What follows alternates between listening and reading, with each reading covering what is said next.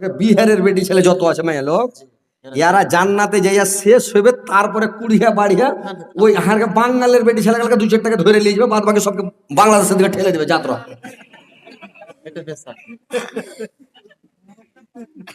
বাঙালে জালসা করতে গেলে মেয়ে লোক ঘেরে দিয়া পুলিশ বাড়ি কুটেছে।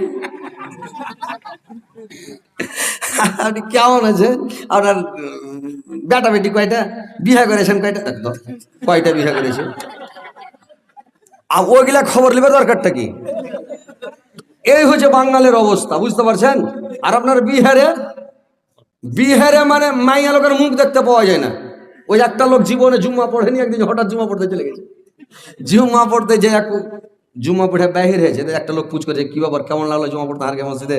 খুঁজে ভালো লাগলো না, করছে কেনে? খুঁজে মুলবি খুদবা দিছে তো ঢোল তাবলা কিছু বাজায় না, এমনি পেলে নজ করছে। তো বোকা জানে না যে খুদবা দিলে এমনি পেলেন সুন্দর করে দিতে হয়। ঘর খেলছে ঢোল তাবলা বাজে খুদবা দিতে বেশি মজা লাগবে। কত বোকার বোকা, ও জীবনে কি খুদবা পড়েনি না, দেখেনি জুম্মা পড়ে। তো এরকম হচ্ছে ব্যাপার।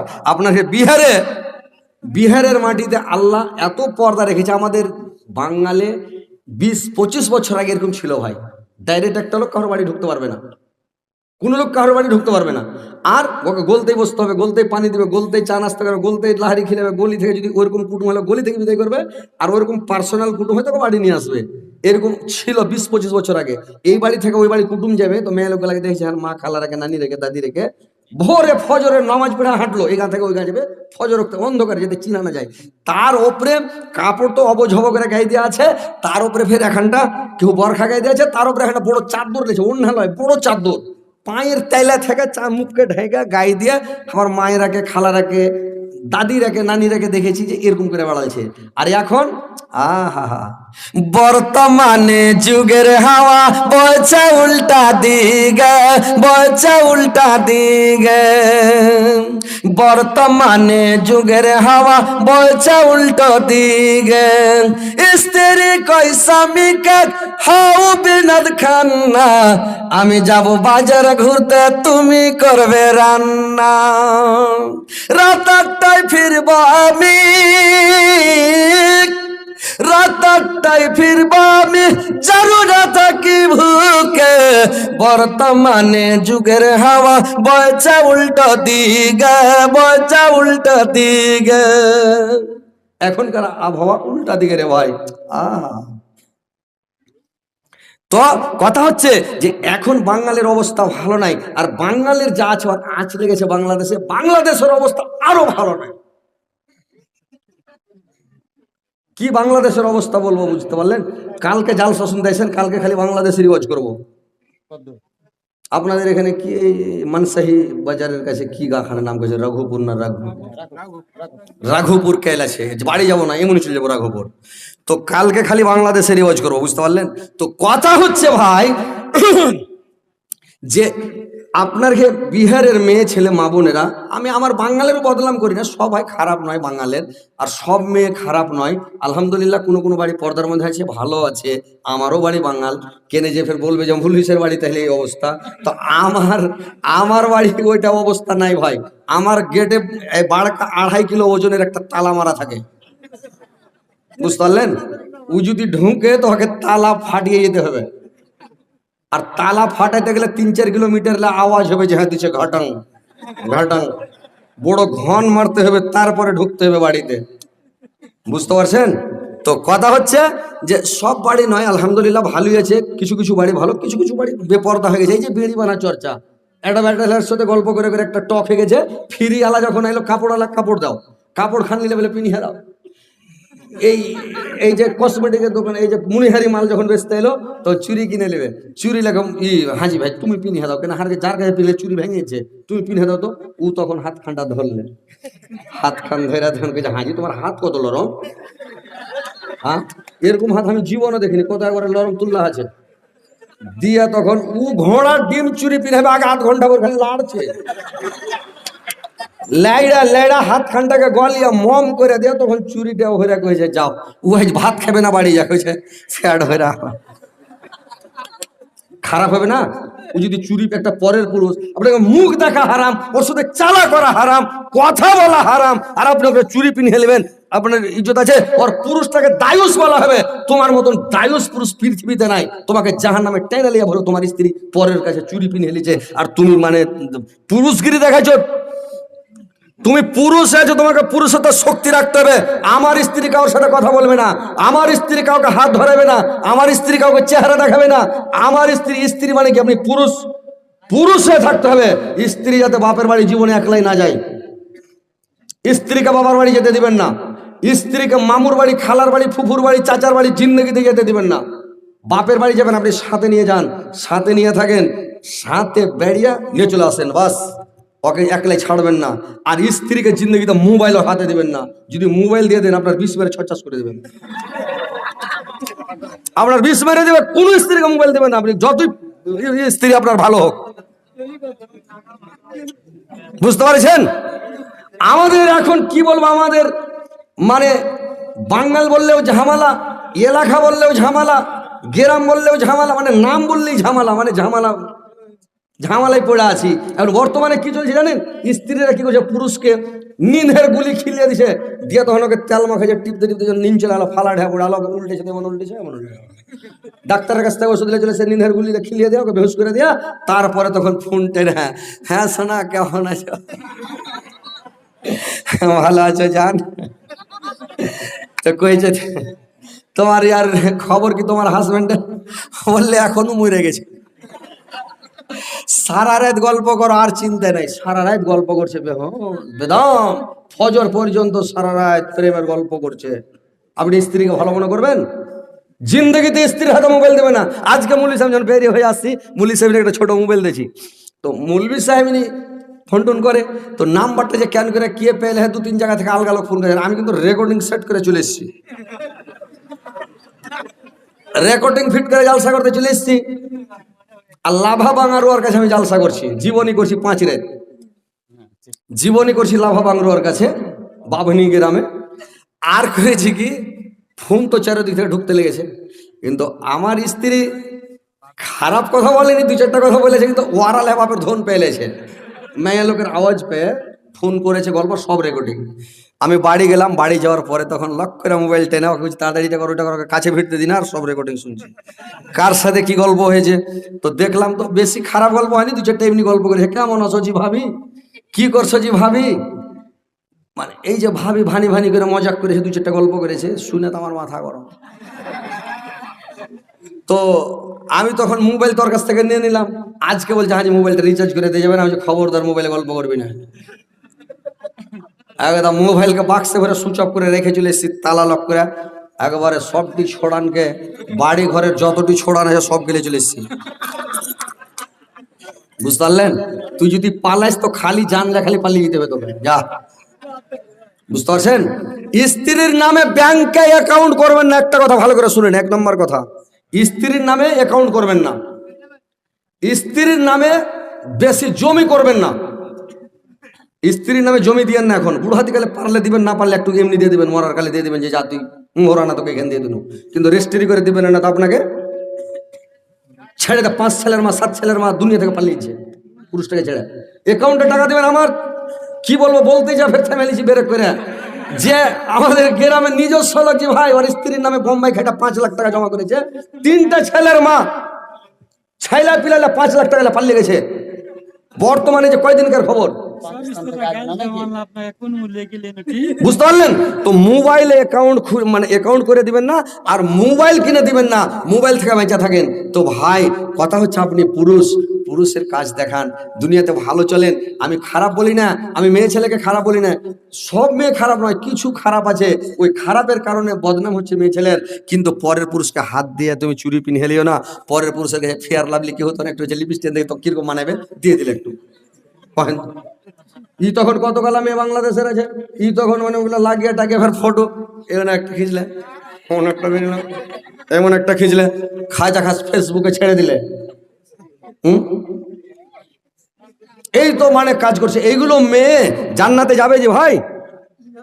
জান্নাতে যাবে। তো কথা হচ্ছে ভাইরা আমার, আপনাকে বিহার অনেক ভালো, অনেক ভালো, আল্লাহ আপনারাকে অনেক ভালো রেখেছে। আল্লাহকে দোয়া করি, আল্লাহ তুমি ভালো রাখো এই বিহারের মুসলমান মমিনকে, আর মা খালা নানি রেখে আমাদের বাঙালের লোক কালা তুমি হেদায়েত করো, আমাদের বাঙালের মুসলমান মমিনকে আল্লাহ তুমি খাঁটি নামাজি বানাও, হেদায়েত করো, এরা যাতে বেপর্দা হয়ে না থাকে, পর্দার মধ্যে থাকে, পর্দার মধ্যে চলতে পারে, আল্লাহ তুমি হেফাজত করো। তো এবার শুনেন ভাই কি বলছিলাম, যে ৭০,০০০ ফেরেশতা আল্লাহর কাছে মাগফিরাত চাইবে, খালি এই দুয়াটা পড়ে নিলে ভাই, ৩টা আয়াত পড়ে নিলে, বুঝতে পারছেন, এইগুলো শিখে নেবেন মুলবি সাহেবের কাছে। আর একটা দোয়া ভাইরে আমার, এই দোয়া পড়ার পরে যদি পড়ালেন আস্তাগফিরুল্লাহাল্লাযী লা ইলাহা ইল্লা হুয়াল হাইয়ুল কাইয়্যুম ওয়া তুবু ইলাইহি, যদি আপনি এই দোয়াটা ৩ বার পড়ালেন, আপনার জীবনের যত গুনাহ আছে সমস্ত গুনাহ আল্লাহ মাফ করে দিবেন রে ভাই। আপনি যদি মানে ৫ ওয়াক্ত নামাজ পড়েন, যেগুলা সাগীরা গুনাহ, ওই সাগীরা গুনাহগুলো লেখা হয় না, মানে তোবা করতে হবে না, ওগুলা আপনি আল্লাহ মাফ করে দিবে, ক্ষমা করে দিবে, শেষ করে দিবে। কোনটা সাগীরা গুনাহ? এই যে সাগীরা গুনাহ হলো রাস্তায় চলতে চলতে মানে মেয়ে ছেলের দিকে দেখা, মানে একবার দেখার অর্ডার আছে, বেশি নাই। আপনি বলছেন যে একবার অর্ডার আছে, তো পুরো করে সুষ্টি বা ছেড়ে দিয়ে ভালো করে দেখে এটা হলো সাগীরা গুনাহ, ছোট মোটো গুনাহ।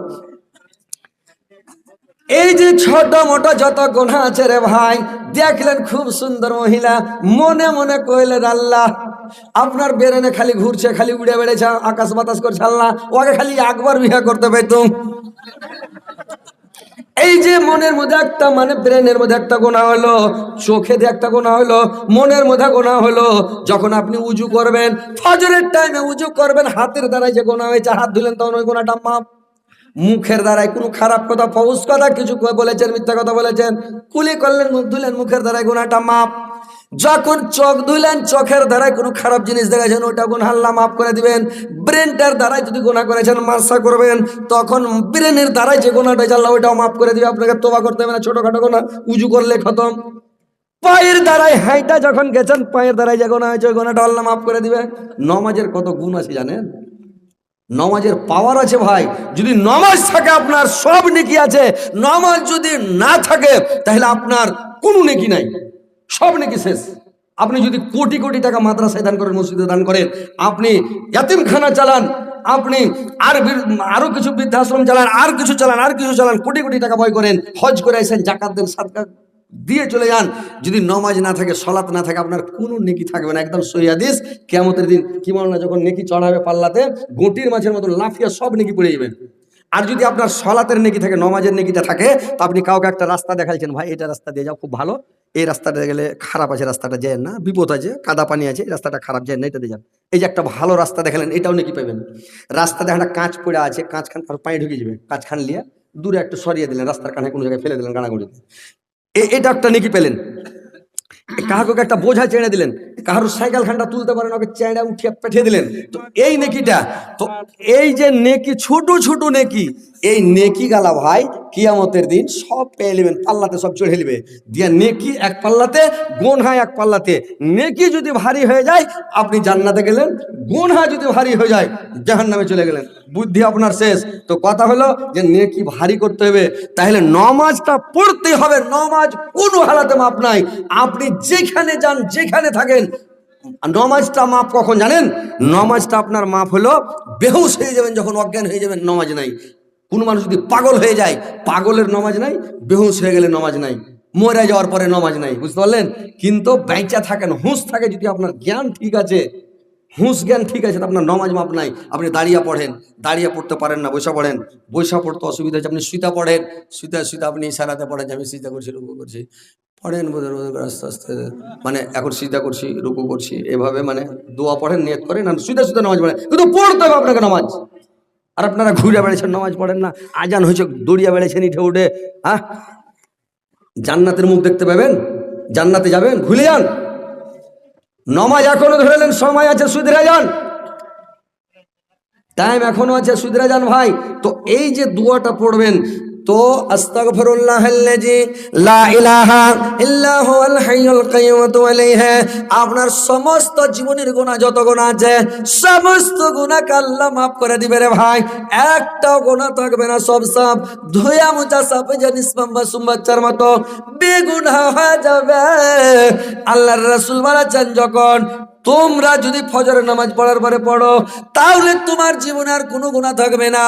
যেমন নদীতে যখন কল কল করে স্রোত চলে তখন কাঙ্কর বালু থাকে না, বালু আর কাঙ্কুর গুলোকে ঝাড় দিয়ে পানিতে স্রোতে দিয়ে চলে যায়, ঠকঠকা মাটি পড়ে থাকে। যখন একটা শুকনা গাছে বাড়ি মারবেন, একটা কোনো গাছ শুকিয়ে আছে গাছে কুড়ালের বাড়ি মারেন, হাতুড়ের বাড়ি মারেন, পাতগুলো ঝরঝর করে ঝরে পড়ে যাবে। ওইরকম যখন আপনি 3 বার পড়বেন আস্তাগফিরুল্লাহাল্লাযী, আপনার যত মানে গুনাহ আছে ওই গাছের পাতের মতন সব ঝরে পড়ে যাবে, আপনার আমল নামাতে কোনো গুনাহ থাকবে না। দোয়াটা পড়তে পারবেন না? দোয়াটা পড়তে পারবেন না? আপনারা জানেন না? না জানলে শিখে নেবেন। হ্যাঁ, তাহলে এই দোয়াগুলো আপনারাকে পড়তে হবে ভাই, বুঝতে পারছেন? আর যেদিন মরবেন, আল্লাহর রাসূল বললেন ওই লোকটা যেদিন মরে যাবে, মরে যাওয়ার পরে যেদিন কিয়ামতের কোটে কাতার করা হবে রে ভাই, সাইর করে করে মানুষকে খাড়ো করা হবে কিয়ামতের মাঠে। শহীদকারীরা আগা কাতারে থাকবে,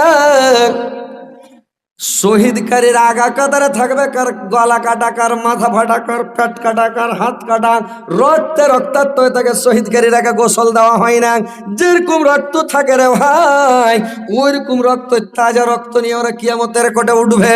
ওরার একটা মানে শহীদকারীর একটা কাতার হবে। এই লোকটা আস্তাগফিরুল্লাহাল্লাযী লা ইলাহা ইল্লা হুয়াল হাইয়ুল কাইয়্যুম ওয়া তুবু ইলাইহি, এই দোয়াটা পড়ে লোকটা মারা গেছে। আল্লাহ পাক বলবেন আমার ওই বান্দাটা শহীদ হয়ে মারা গেছে, ওকে লিয়ে সটে না, এটা খাড়া করো, শহীদকারীর কাতারে দাঁড় করো। শহীদকারীর কোনো হিসাব হবে না, সর্বপ্রথম বিনা হিসাবে এরাকে জান্নাতে প্রবেশ করাবে। বলে জান্নাতে যাও, এরাকে জান্নাতে প্রবেশ করে দেবে ভাই, বুঝতে পারছেন? তো এই দোয়াটা আপনারা পড়েন, গুনাহ একটাও থাকবে না ভাই, শেষ গুনাহই থাকবে না, আপনার গুনাহ শেষ হয়ে যাবে। তারপরে আল্লাহর রাসূল বললেন, তারপরে তোমার এটা যখন বলা হয়ে গেল তুমি আয়াতুল কুরসি পড়ো, ফজরের নামাজ পড়ার পরে যদি পড়ো, এবং রাত্রি বিছানা শোয়ার সময় যখন বিছানাতে পড়বে, আর যখন ফজরের নামাজ পড়ার পরে 3 বার আয়াতুল কুরসিটা পড়ে নিবে। আয়াতুল কুরসি আপনারা জানেন? আয়াতুল কুরসি জানেন যে ভাই? পাড়ায় লোক জানে যে আয়াতুল কুরসি কাকে কহে, মেয়ে ছেলে সবাই জানে, শতকরা 90% এরকম মুখস্থ আছে। বেটা ছেলের যদি কম থাকে না, মেয়ে ছেলের বেশি মুখস্থ আছে। তো আয়াতুল কুরসিটা পড়তে হবে 3 বার যদি পড়লেন, আপনার এটা বলা হয়েছে যে রাইতে যদি সিথানে মানে ঘুমাবার সময় শোয়ার সময় যদি পড়ে, সারা রাত ওর সিথানে একটা ফেরেশতা চকিদারের মতন ওর বডিগার্ড হিসেবে রুলাট লিয়া লাঠি লিয়া ওর সিথানে দাঁড়িয়ে থাকবে, সারা রাত পহরা দিবে। মানে কোনো চোর ডাকাত লুচ্চা লফন্দর ভূত প্যারত সাপ বিচ্ছু কোনো হিংসু প্রাণী ওর বাড়িতে ঢুকবে না, চোর চুরি করতে পারবে না, ওর বাড়ি ঢুকবে না, বুঝতে পারলেন? আপনি 3 বার পড়েলেন, আপনার বাড়ি ঢুকবে না, ফেরেশতা আছে না সবাই তেড়ে নিয়ে বেড়াবে। আপনি আরামে বিন্দাস লাখ টাকা ঘুম পড়েন, একদম রোটার চালু করে দেন, নিন পড়েন বিন্দাস, শুয়ে আছেন আপনার চোখে একবারে। আর আপনি দুয়া দুরুজ পড়বেন না, একটা ছোট চিরিক করে উঠলে লাফ ঢোকে মাগে, চোট ঢুকে গে এন বললে হবে? আপনি আয়াতুল কুরসিটা মুখস্থ করেন, 3 বার পড়েন না ভাইরা আমার। নেকি করতে পারলে কত নেকি, কত সব ভালো করে শুনালেন। এবার বিসমিল্লাহিল্লাযী লা ইয়াযুররু মা ইসমিহি শাইউন ফিল আরদি ওয়ালা ফিস সামাই ওয়া হুয়াস সামিউল আলীম, এই দোয়াটা যদি ফজরের নামাজ পড়ার পরে 3 বার পড়ালেন, সারাটা দিন আপনি নিরাপদে থাকবেন, আপনার উপরে কোনো বিপদ আপদ বালা মুসিবত কিছু আসবে না, আপনি মত ছাড়া আপনি একবারে নিরাপদে থাকবেন, কোনো অসুবিধা হবে না। একদিন আল্লাহর রাসূল কাছে একটা সাহাবী বলছেন, ইয়া রাসূলুল্লাহ আজকে আমি সারা রাত ঘুমাতে পারিনি, সারা রাত জায়গা ছিলাম। আল্লাহর রাসূল বলছেন কি ব্যাপার, কেন ঘুমাতে পারোনি বলো? বলছি ইয়া রাসূলুল্লাহ কেন ঘুমাতে পারিনি জানেন? আজকে বিচ্ছাতে আমাকে দংশন করেছে, বিচ্ছুতে আমাকে দংশন করেছে, বিচ্ছার বিষে আমি থাকতে পারিনি, সারা রাত পেরেশান। আল্লাহ রাসূল বললেন তুমি এই দোয়াটা কেন পড়নি? এই দোয়াটা ফজরের নামাজ পড়ার পরে 3 বার যদি পড়ালো তোমাকে কোনো সাপ বিচ্ছুতে দংশন করবে না, সাপ বিচ্ছা তোমাকে স্পর্শ করবে না, দংশন করবে না। আর যদিও করে নাই তোমাকে বিষ লাগবে না। আর যদি মাগরিবের নামাজ পড়ার পরে পড়ে না তাহলে সারা রাত তোমাকে সাপ বিচ্ছুতে দংশন করবে না, কামড়াবে না। আর যদি দংশন করে তোমাকে বিষ লাগবে না, বিষ পানি হয়ে যাবে। কি দোয়াটা? আল্লাহর রাসূল বললেন আউযু বিকালিমাতিল্লাহি তাম্মাত মিন শাররি মা খালাক। আয়াতুল কুরসি এই দোয়াটা, আউযু বিকালিমাতিল্লাহি তাম্মাত মিন শাররি মা খালাক, এই দোয়াটা 3 বার পড়ে নাও, তোমাকে কোনো সাপ বিচ্ছুতে কামড়াবে না। এইগুলো তো পড়তে হবে না। ফজরের টাইমে মসজিদে বের হলেন আর তামুক কইরা তাড়াহুড়া করে মুখে ভরছেন আর গল্প শুরু করছেন মসজিদের বাইরে। মসজিদে বসে একটু দোয়া গালা পড়লে হবে না? আমি পড়তে জানি না, মুলি সাহেব বসে আছে, নামাজ তো পড়েলে ওকে বলেন মাল্লা একটু শিখিয়ে দিন তো এটা। 1 দিন 2 দিন কহাকহি করতে করতে 2 দিন 3 দিন লাগুক না, 4-5 দিন, আপনার বেরেন নাই, অত বয়স্ক হয়ে গেছেন, 2-4 দিন লাগুক, 8 দিন লাগুক, আপনি শিখেন তো। কিন্তু আপনাকে শিখতে হবে তো। দিন মেনর পাশে লেগে থাকেন, ওর উপরে ধ্যান করেন, সবসময় পড়তে থাকেন, আপনাকে 1 দিনও লাগবে না এগুলা দোয়া 1 দিনে এই মুখস্থ। তাহলে আছেন কোথায়? জান্নাতে যাওয়ার মন নেই আপনার? হ্যাঁ, যান, বসেন মাওলানার কাছে, যান, শিখেন দোয়াগুলো। সূরা রুম একটা মনে রাখেন কথা, সূরা রুম খুলবেন, আয়াত নাম্বার 17-18 নম্বর আয়াত, 2টা আয়াতে একটা দোয়া। সূরা নূর কইবেন না, রুম, সূরা রুম, সূরা রুমে 17-18 নম্বর আয়াতে 2 আয়াতে একটা দোয়া। এই দোয়াটা যদি পড়ালেন ফজরের নামাজ পড়ার পরে বা মাগরিবের নামাজ পড়ার পরে যদি পড়ালেন, তাইলে একটা আবেগ যদি সারা রাত মসজিদে আল্লাহ আল্লাহ আল্লাহ আল্লাহ করে, আল্লাহ আল্লাহ করে জানে কি পাবে, তপস্যা করে জানে কি পাবে। আপনি দোয়াটা পড়ে সারা রাত লাখ টাকা টাকা নিন পারছেন, তো আপনি ওই লোকটায় সারা রাত জায়গায় তপস্যা করে জানে কি পাবে, আপনি নিন বেড়াবাদ খানি নাকি পাবেন। আল্লাহ রাসূল বলছেন একটু আমি কম, আল্লাহ বলছেন আমি কম বেশ করবো না, ওকে পুরা নেকি দিয়ে দেবো। জোরসে বলেন সুবহানাল্লাহ।